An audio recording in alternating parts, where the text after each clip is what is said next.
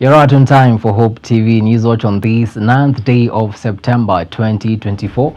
A very good evening to you wherever you're watching us from, and welcome to the broadcast. My good name is Kennedy Kimani. We begin with the President William Ruto has announced new phases for the Kibera Affordable Housing Project.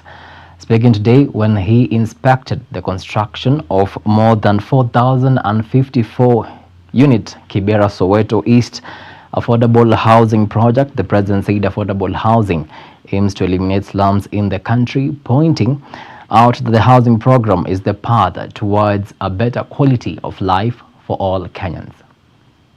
Nia yetu ni kubadilisha hii Kibera. Hii Kibera itawacha kuwa slum, itakuwa estate. Nyinyi mnanielewa jameni? Hii Kibera itabadilika kuwa slum, itakuwa estate. Na hii ndio mpango tumeweka hapa. Tunaelewana jameni? Mimi nauliza nyinyi vijana hapa Kibera, mko tayari ama mko tayari? Mko tayari? Phase 2 inaanza hapa hivi karibuni. 15,000 units will be starting here shortly. Ndio vijana wengi wapate ajira na tubadilishe Kibera badala ya kuwa slum iwe ni estate ambayo wananchi wanaweza kukaa. Moving on swiftly, and Deputy President Rigathi Gachagua has emphasized the government's focus on fast-tracking development in the northern and northeastern Kenya through various multi-billion shilling projects being carried out in collaboration with development partners. Speaking today when he held a meeting with the leaders from the said regions, the Deputy President said the projects under the North and Northeastern Development Initiative worth 300 billion shillings are meant to catalyze the socio-economic transformation of the vast region. We are igniting the economic potential of the region by sparking and spurring the Juakari sector and expanding employment opportunities. 4, through increased road networks, we are opening up the region to trade between and among the counties. These and other climate action-based initiatives will lead us to the desired change. NED programs are rising to the occasion, and we have an opportunity to work with the World Bank and other partners in long-term transformative initiatives of propelling the NED counties into the next socio-economic power cells of our country. However, ladies and gentlemen, we must not only be realistic but also reflect on this gracious support. The scripture in Galatians chapter 6 tells us to bear one another's burdens and thereby fulfill the law of Christ. But each one must examine his own work, for each one will bear his own load. The support of the World Bank and other development partners will not be available forever. Donor funding is shrinking due to, among other reasons, geopolitics and shifts in global priorities. Take this opportunity to ask our grassroots leaders to align and complement their development projects in what is and has already been supported. Now, the acting Inspector General of Police, Gilbert Masengeli, has been convicted of contempt of court after failing to honor court summons for the 6th time. While delivering the verdict today, Justice Lawrence Mugambi said state officers entrusted with public offices like the acting IG must abide by the Constitution. Masengeli will be sentenced on Friday and is expected to explain the whereabouts of 3 individuals, that is Jamil Longton, his brother Aslam Longton, and activist Bob Njagi, who were reportedly abducted by individuals believed to be police officers on the 19th of August this year amid the Gen Z protests. I would like to note that there has been unbecoming conduct by a senior police officer, the former JPU Commandant Lazarus Opicho, now the head of VVIP Protection Unit in the police, which the court considers as bordering on intimidation. I would thus order that Mr. Lazarus Opicho be undeceived by someone to explain the conduct that included calling my bodyguard and the driver, trying to ascertain my whereabouts behind my back.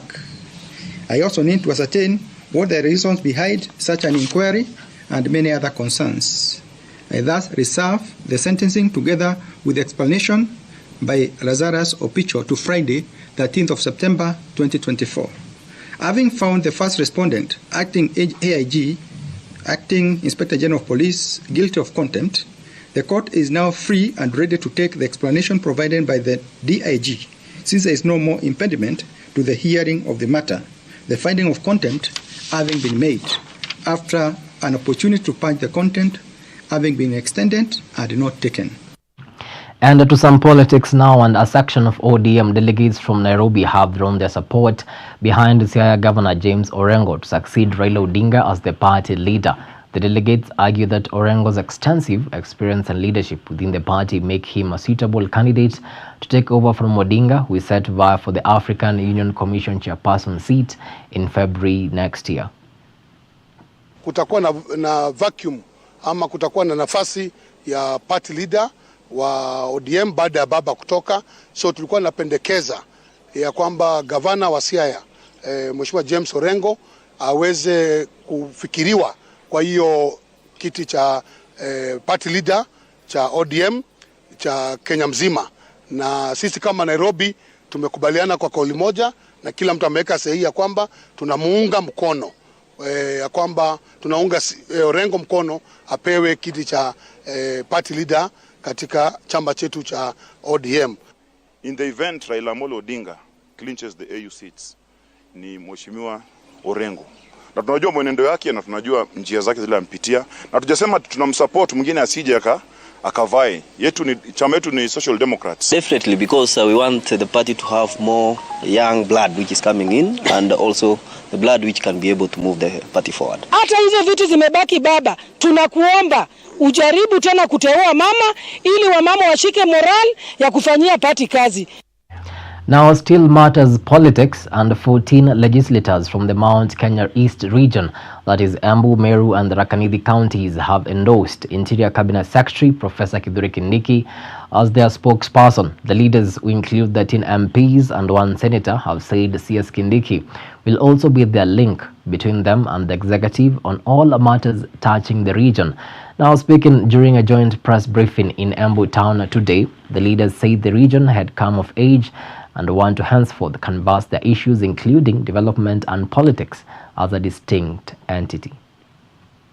And on behalf of our people, we have unanimously agreed that the link between us and the executive is Professor Kithure Kindiki. Mount Kenya East is on the rise. Mount Kenya East is on the rise. As a region, we have come of age and wish to henceforth canvass development matters affecting our people as a distinct entity.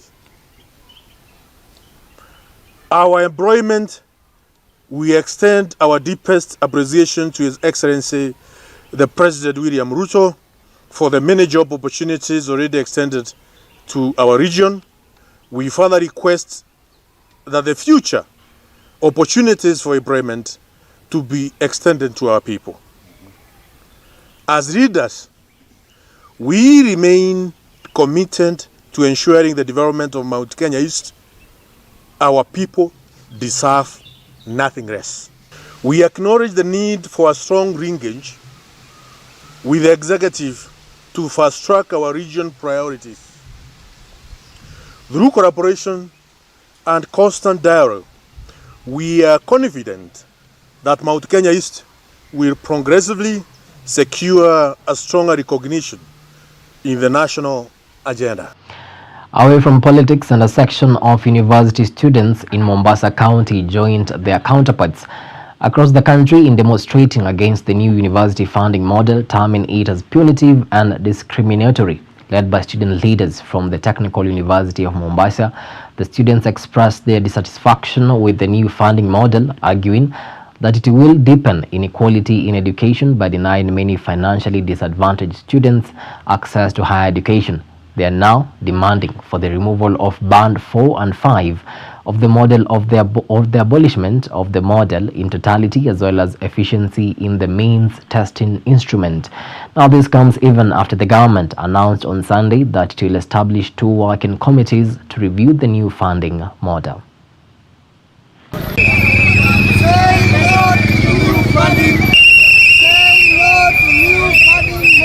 Wenye wameadmitiwa kama hii wiki, last week, ni wengi ni band 4 na 5.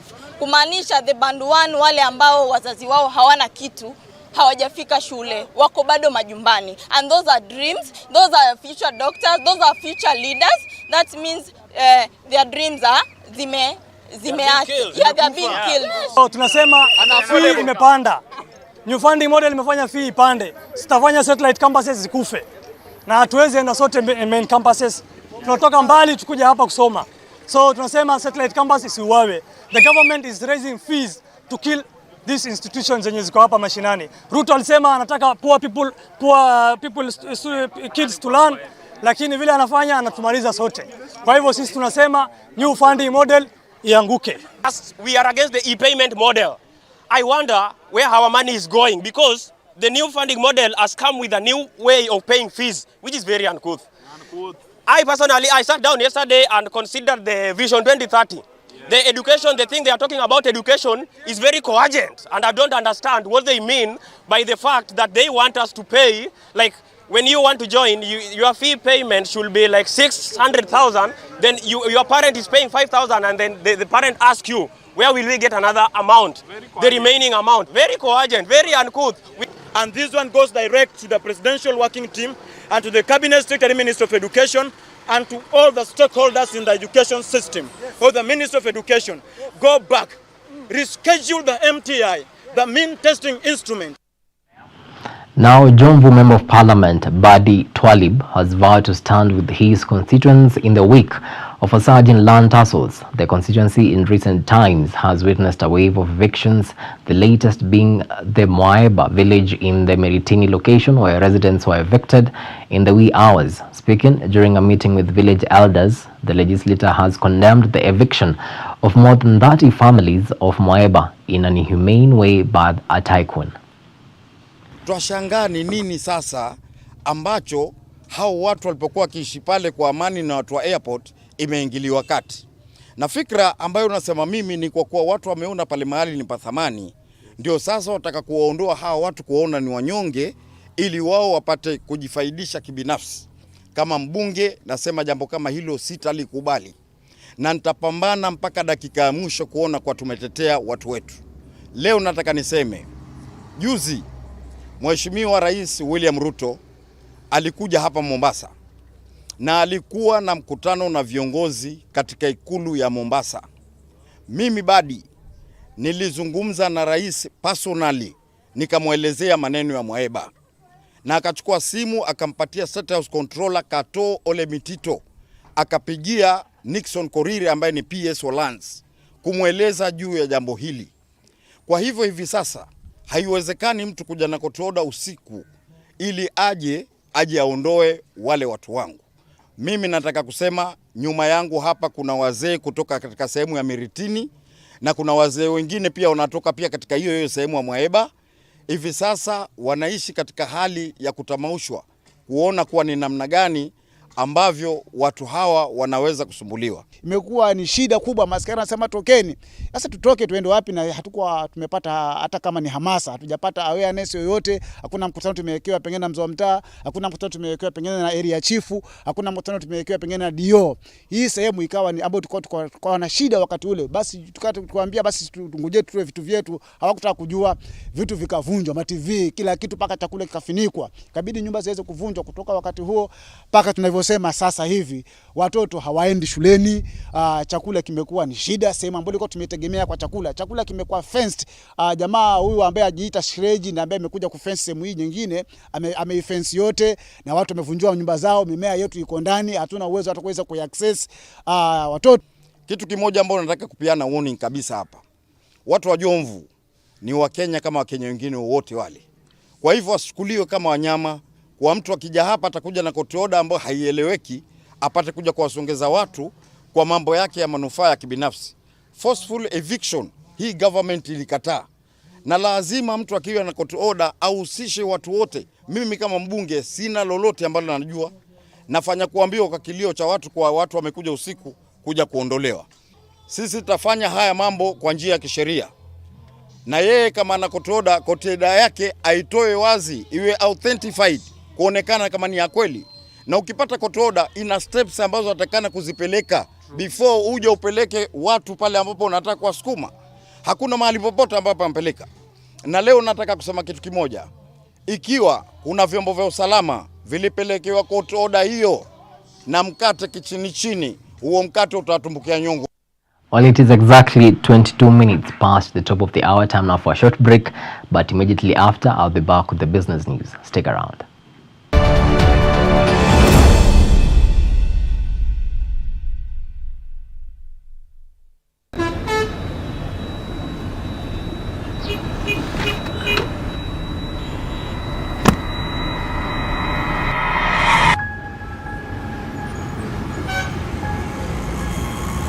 Rafiki soul is the promise of a hand that reaches and goes beyond watangaza tumaini kote.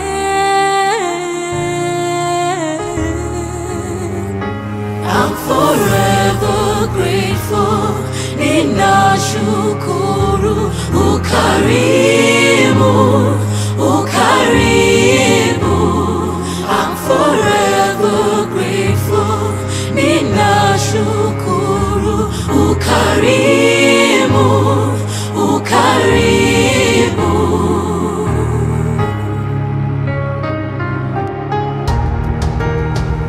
Rafiki soul is a promise of a hand that reaches and goes beyond watangaza tumaini kote. I'm forever grateful, ninashukuru ukarimu, ukarimu. I'm forever grateful, ninashukuru ukarimu, ukarimu. Rafiki msoul. Friends of Hope, keeping hope alive.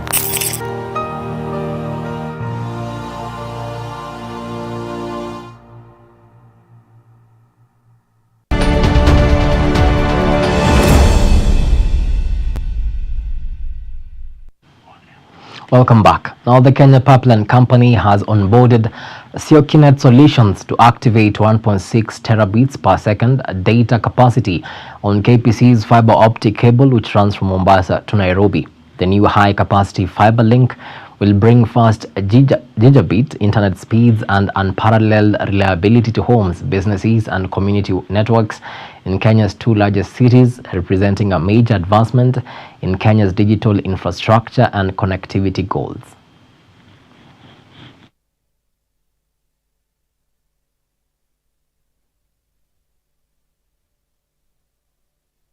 Today, we are deeply honored and delighted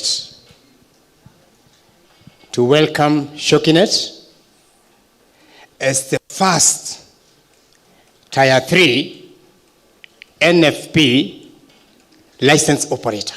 From Mombasa to Nairobi, we've never had interruptions to our fiber cut.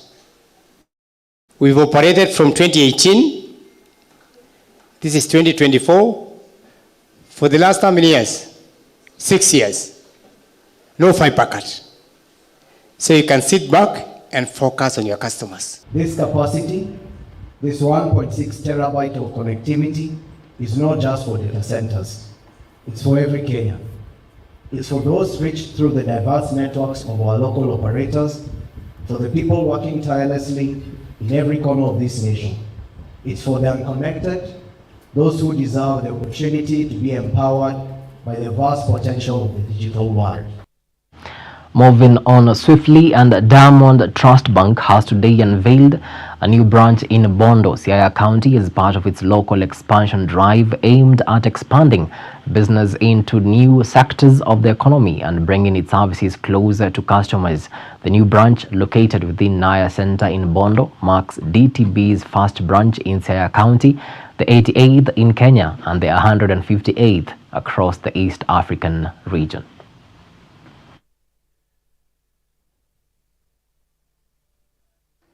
So we're excited to be in Bondo in particular and CI at large. The Bondo branch is our eighth branch, and it ties in with our branch expansion strategy. In 2022, we embarked on an aggressive branch expansion strategy. Our objective is to hit 100 branches by the end of next year. So Bondo is our eighth branch, and it speaks to our need to connect with our customers, to be relevant in the communities that we operate in. And we are excited to be here. The governor has agreed to officially open the branch. So I think DTB is going to be a big addition to the CI community. As you have been told, there are 4 banks. DTB is going to be the 5th major bank, regional player. And we commit to our customers that we not only bring great and excellent products, but we assure our customers of good service. And I think for us, key areas of focus will be agriculture, education, health, and of course, trade. So all customers are welcome into DTB to come and try our services, to come and interact with our staff and our salespeople. And I think for us, this is a very, very joyous moment to finally be in Siaya and larger part of Nyanza province. Business done. Time now for some sporting action.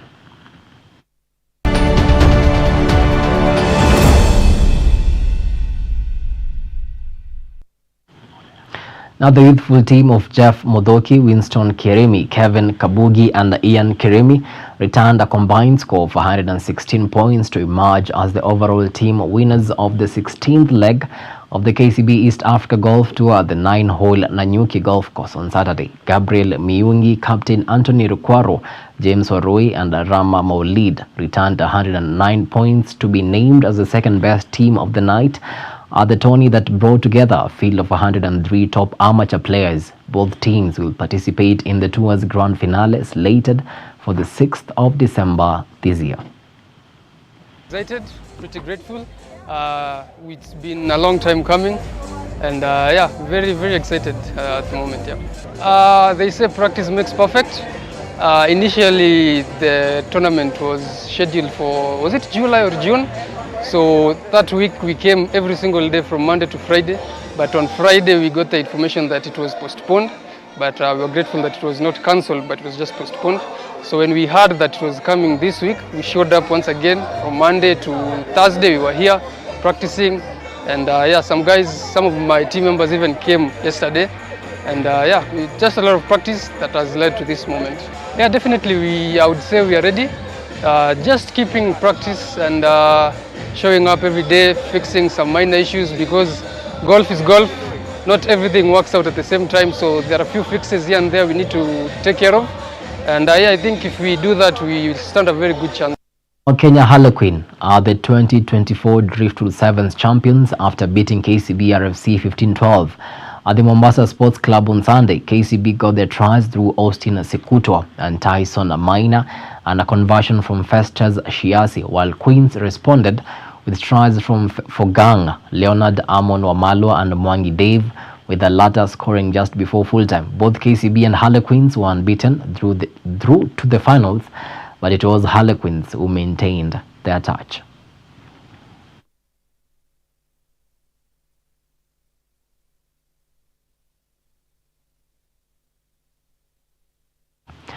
Now, Kenya's national men's football team, Harambee Stars, is gearing up for its second Africa Cup of Nations 2025 qualifiers match against Namibia. The highly anticipated clash is set to take place this Tuesday in South Africa to secure a win that will bolster their chances of making it to the AFCON, with both teams eager to play at the prestigious tournament.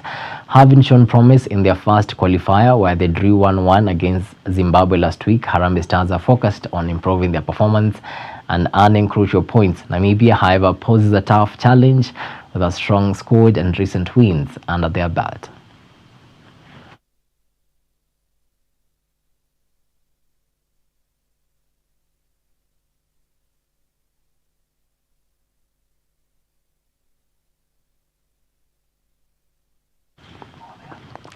Well, done is the sports, and so is the news tonight. With that, we come to the end of our news tonight. Many thanks to you for making time to watch Hope TV News, which we really do appreciate the value of your time. On behalf of the amazing team that made this bulletin a success, have yourselves a blessed night. My good name is Kennedy Kimani.